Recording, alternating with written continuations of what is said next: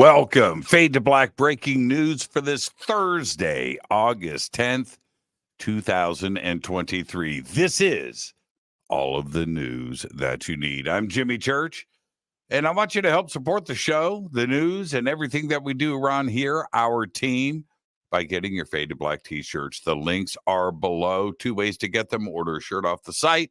Get a Game Changer membership. Either way, you help support everything that we do here. The links are below. Get your Fade to Black T-shirt. Everything is autographed. Everything ships for free and ships the next day. Take a picture of you in your shirt. Send it to us. We'll add it to our Fade to Black, Fade or Not gallery. Let's get to it. On this day in history, 1792. As the French Revolution, which went on from 1787 to 1799, continued, the country's monarchy was overthrown on this day in 1792 when King Louis XVI and his wife, Marie Antoinette, were in prison and eventually guillotined on this day in 1792. Was that the let them eat cake? Was that? Let's go to Fader Facts. St. Lucia is the only country in the world named after a woman. Yeah, there's your Fader Fact. Let's get to the breaking news announced yesterday. Very sad. Rest in peace, Robbie Robertson, one of the greatest guitarists, founding member of the band, 5-time Grammy nominee, songwriter, singer, film composer, died. He was 80 years old and passed away after a long illness. I just watched the documentary that he produced on the band, and it was just extraordinary. Rest in peace, Robbie Robertson. Wow. The death toll from the catastrophic wildfires in Maui has soared to 36. And officials worry that the devastation could intensify as the infernos torch more of the island. The loss of life marked a staggering increase from earlier reports of 6 people killed, while survivors are telling stories of escapes by car or boat, with many residents who fled still don't know whether their homes and businesses have been reduced to ashes. Much of the western Maui community of Lahaina, where about 12,000 people live, is destroyed, and hundreds of families there have been displaced, with more than 270 structures damaged or completely burned to the ground. We will keep everyone updated on this very tragic news. Our thoughts and prayers are with everybody in Hawaii. An ancient skull dating back 300,000 years is unlike any other pre-modern human fossil ever found, potentially pointing to a new branch in the human family tree. All of this according to new research. An international team of researchers from China, Spain, and the United Kingdom unearthed the skull, specifically the mandible or lower jaw, in the Guangdong region of eastern China back in 2015, along with 15 other specimens, all thought to originate from the late Middle Pleistocene period. Published in the Journal of Human Evolution on July 31st, a study by the research team found that the mandible, known as HLD6, is unexpected and does not fit into any existing groups. The lower jaw, HLD6, does not have a chin. That's right. Let that sink in for a moment. The U.S. has reached a deal with Iran to free Americans for jailed Iranians and funds. It's a trade. 5 American detainees will eventually be allowed to leave Iran in exchange for Tehran gaining access to $6 billion that will be used for humanitarian purposes, and the United States freeing several jailed Iranians. Now, don't freak out. The $6 billion is the frozen Iranian oil money that the U.S. has been holding on to for just such a reason.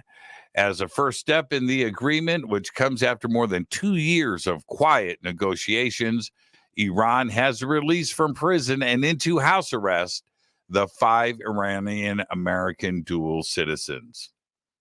There you go. Virgin Galactic finally launched its first space tours to the edge of the cosmos, a major step forward, delivering on decades of promises. The company's rocket-powered space plane, the VSS Unity, took off at 8:30 a.m. Mountain Time from a New Mexico spaceport attached to its mothership. It carried 3 customers, entrepreneur and health and wellness coach Keisha Schaff and her daughter, Anastasia Myers, the first space travelers from Antigua, who won their seats in a fundraiser drawing, as well as former Olympian John Goodwin, who competed as a canoeist in the 1972 Munich Summer Games. Goodwin became the second person with Parkinson's disease to travel to space. They all came back safely, by the way.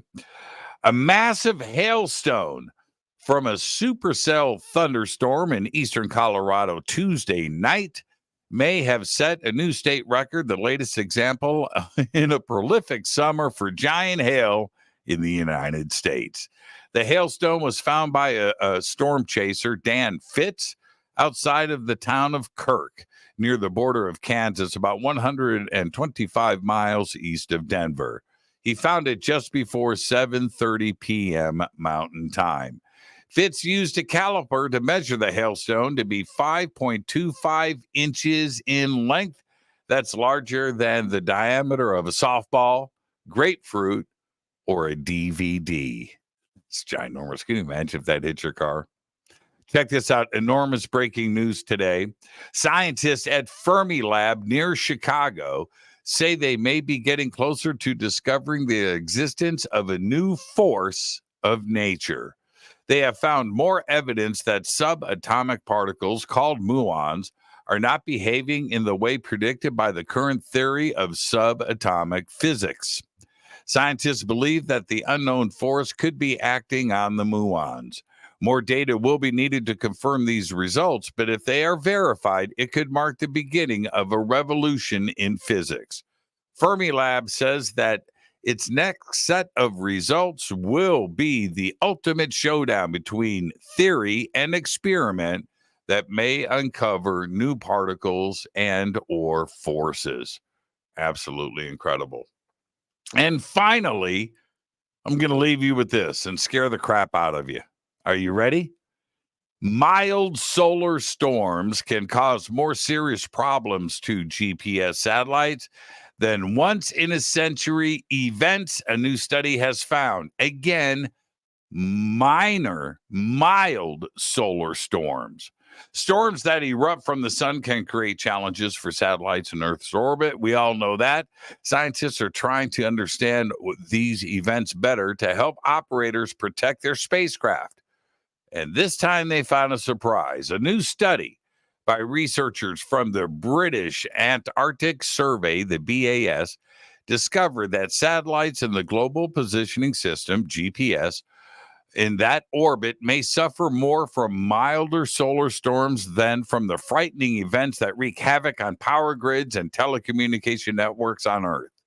Nigel Meredith, a BAS space weather research scientist, and his colleagues analyzed 20 years worth of satellite data and found that the most challenging incident for U.S. GPS spacecraft, which provide all those critical services for many sectors, including all kinds of transportation, banking, and oil drilling, came from a minor solar storm back in 2010 during a sleepy part of the sun's 11-year cycle of activity. And the most significant space weather event in recent history, the 2003 Halloween storm, left the GPS satellites orbiting at 12,550 miles, about 20,000 kilometers above the Earth, mostly untouched. And that should scare you. There you go. There's all the Fade to Black breaking news that you need for this Thursday, August 10th, 2023. Fade to Black breaking news is produced by Renee Newman. I'm Jimmy Church, and tonight on Fade to Black, we have musician Stephen Halpern with us, and he is going to be talking about the power of music and sound. So we're going to be doing all of that tonight. And then coming up at 2:30 Pacific time, I will be on with Christina Gomez for Mysteries with a History. Today, we're going to be talking about the leaking of David Grush's medical records and the Intercept reporting on it. We're going to talk about that.